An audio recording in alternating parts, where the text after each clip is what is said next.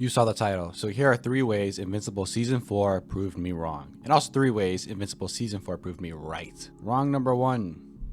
It was not bad. Shocker! This season was way better than I thought it would be. Granted, that is in large part to it being carried by the Nolan and Viltrumite plotlines. Even when I'm wrong, I'm right. But this season being so much better than the previous 2 just makes this one having more press bother me even more when it's by far better. Especially when the stuff they're harping on are problems we saw in the last season, but are clearly not as bad. I suspect this is because the final fight in JJK Season 3 was released around the same time as this season of Invincible, thus making Invincible's usual flaws of mediocre to bad visuals and poor power scaling far more noticeable. Whatever, we already did a video on Season 3's failings about a month ago, so go check that out if you haven't. Anyways, back to the video. Wrong number 2. The characters had compelling plots this season. This is something they really struggled with in prior seasons as the Cecil and Mark stuff was so poorly done and no one outside of Debbie and Nolan had anything interesting going on. But this has improved drastically so far this season. I mean, they were able to finally give the Guardians of the Globe a dub. Granted, this is because the Brit guy kinda carried the whole Guardians plot, who's also voiced by the guy who played Mike Ehrmantraut. Put your dick away, Walter. I'm not having sex with you right now, Walter. But regardless, the Guardians of the Globe were much better here. That being said, Robot is not Rex. That shit is so fucking weird. Anyways, oh, and it was also honestly extremely aggravating that he doesn't have a smaller suit or armor or whatever underneath his main robot thing, especially after he almost died in Season 3. But at least the other stuff with the squids and the aliens are interesting. I will say one great part about the squids is that because of them, we finally get a real kill from Mark. Finally, a season where the show doesn't have him pumping out straight ass character wise and also power scaling wise. And the scene with him, Sinclair and Cecil was honestly pretty funny. What else? Oh yeah, the characters in the coalition were cool. Chief among them, Theodore, the betrayer, and Alan is almost always fun to watch. I haven't read the comics, so I can't comment on people complaining about Tech Jacket being a girl, but as a cartoon only, she seems pretty cool. The ball sack looking thing on her head is so bad though. What even is the point of needing that? And that's it for the wrong section. The season's been pretty good. So now on to rights number 1. The power scaling sucks balls. You still have questionable moments of power scaling throughout the season, but as stated before, they're not as egregious as they were in prior seasons. Now, one example off the top of my head to illustrate my point is when the electricity chick loses her staff, which is apparently the source of her power.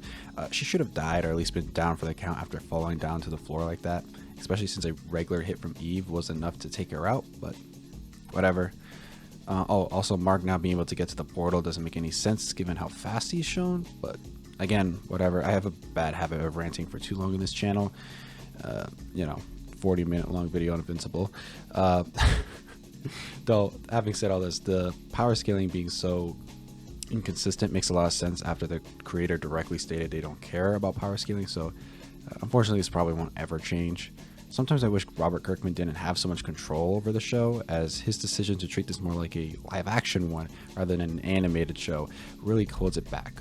Whether it be spending most of the budget on using poorly fitted licensed music and big names for the voice actors, rather than using that budget on the animation and having its own soundtrack. But again, whatever. On to Right 2. This show is carried by Nolan and Viltrumite stuff in general, which was absolutely confirmed in this season. Granted, this season the other stuff did have a small leg to stand on, but the only episode that didn't have any large amount of Viltrum or Nolan stuff was straight ass, that being, episode 4. Oh my gosh, the hell stuff was so bad. Like, I can't believe that's what Robert Kirkman was so excited for. A filler episode. That's what all that build up was for. A filler episode, and not even a good one. Like, whatever. Anyway, speaking of Nolan, everything involving him this season, phenomenal. I said that wrong. Whatever. I really liked how the show used this plot of Nolan tracking down ways of fighting back against Viltrumites as a way to also follow through on his conversation with Mark in Season 2. For those of you who don't remember, Mark is justifiably mad at Nolan and is yelling at him. When Nolan responds by saying, "Mark, I don't know what to say," to which Mark retorts, "You could have started with sorry," and now here he is apologizing to everyone. It's really fascinating seeing how shocked everyone is by seeing a Viltrumite apologize. Great stuff. Now, admittedly, initially I was worried this would carry into his problems with Earth. where he would just apologize to Debbie, and then they'd be buddy buddy, or who knows, maybe even get back together and just they kick out Paul or some shit. Especially since I heard that in the comics they actually got back together. But no, the show does a great job of sidestepping that entirely with both Debbie's reaction and the Taylors. Great stuff. I mean, oh my gosh, just Debbie punching Omni-Man in the chest repeatedly as she just hurts herself, or just how scared the Taylor was. Like, you initially don't know that, and it's just like, oh, this is interesting. Why is he buddy only for him to be terrified after Omni-Man leaves? He's like breathing hard. Great stuff. Anyways, now on to right number 3. Stuff with Eve is handled extremely poorly. I mean, Eve's plot seemed like it was going somewhere interesting with her losing her powers. Granted, she was obviously pregnant, but then it just devolved into, oh, I'm not telling Mark about me being pregnant, and that's it. A generic pregnancy storyline. It did make me question how she got pregnant, if they were using what I assume are condoms Eve manifested or something, but then that just makes me question why Amber isn't pregnant as well. I think magic condoms would be stronger than like Walgreens, and if Eve didn't manifest them, then again, why isn't Amber pregnant? I think Eve subconsciously wanted it. No, I'm joking. Whatever. It's not a big enough aspect of season 4, so I don't want to harp on it too much, but we'll see where it goes in season 5. Episode 8 was a great episode. Right off the bat, the compositing and general visual direction in this episode was much improved, and more great stuff between Nolan and Debbie, and Mark's hallucinations building up to Thrag's appearance was fantastic. And the cliffhanger this episode ends on with Alan being given the responsibility of the Scourge virus and it being revealed that the Viltrumites are blending in on Earth to rebuild their people. Great choice.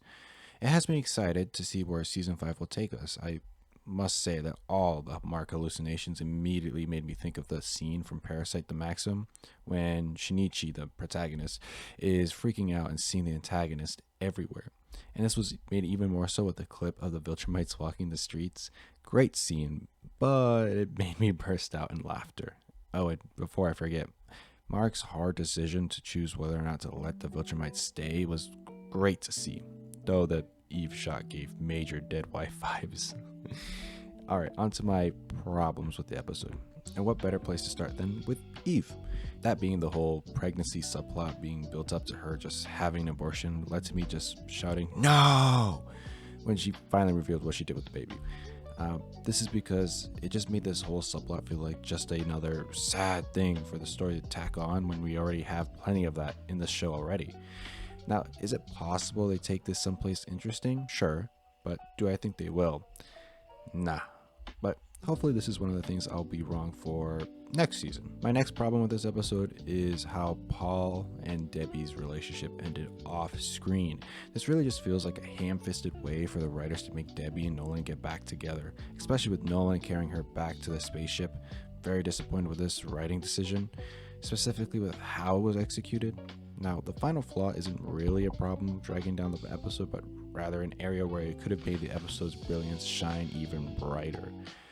And that's with how they handled Mark's hallucinations. Now, I understand I just said I liked them earlier, and I do, but a small but impactful change they could have done is to, instead of starting the hallucinations with the most gruesome one, Debbie getting murdered, they should instead have them start with the least gruesome hallucinations and then start ramping up to the end of the episode, thus making a subversion of Thrag's simple appearance of him flying in the sky near the end hit even harder. That being said, I understand that perhaps that may have been hard to do with the order of events in the episode, but in that case they could have leaned harder in the opposite direction. Have the hallucinations become less gruesome, but instead frame it as him starting to find ways to cope before then Thrag shows up. This could have worked especially well with Cecil's earlier mention of giving Mark some mental help. That being said, this isn't a particularly necessary change as much as it is just one I would have liked to have seen. And I dare say this episode is a near perfect encapsulation of the entire season. Some noticeable flaws here and there, but overall a great piece of fiction and one I'm excited to see more of. I just hope Invincible keeps proving me wrong and right in the best ways possible, which based off this season, it's on track to do so. Now let's just hope people actually watch this video. This channel is going in the gutter at this rate. Honestly, very depressing. But Hey, at least Invincible's good now.